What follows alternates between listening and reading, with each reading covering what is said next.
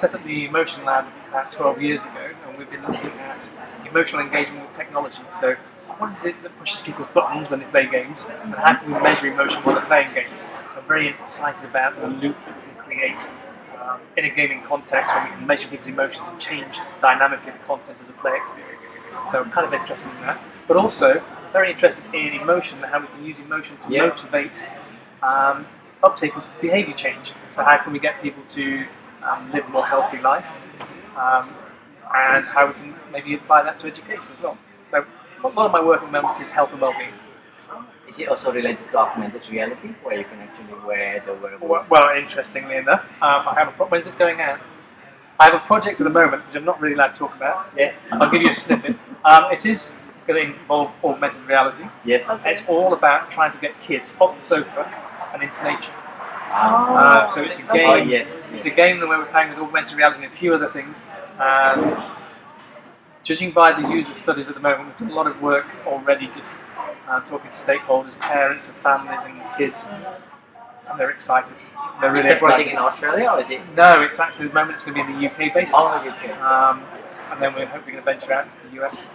Well, all media is emotional. That's why we use it. So if you think about film and games, we use them as a way of moderating our emotional lives. Yeah. So when you go and rent a DVD, what are you doing? You're going, okay, what kind of emotion do I want to experience? Do I want to be scared? Oh, I'll go to the horror section. Do I want to have a laugh? Oh, check out the comedy. Do I want to be on the edge of my seat? Right, okay, I want the thriller. So everything is really about mediating our emotional experience. Because we're not having enough emotions, probably. And games are very similar.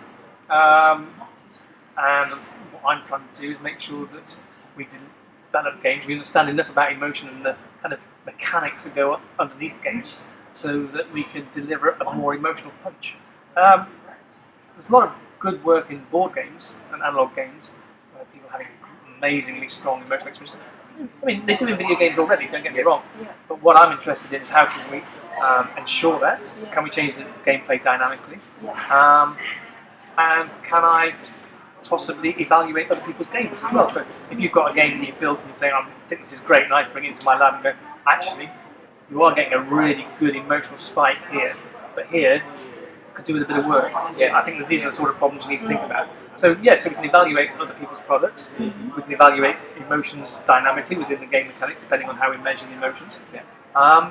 And we've also got a series of heuristics on how to make good emotional games in the first place. And based on psychological principles, so it's very much a bottom-up approach, which allows us to very easily work, so fellowship, for example, we all like to bond.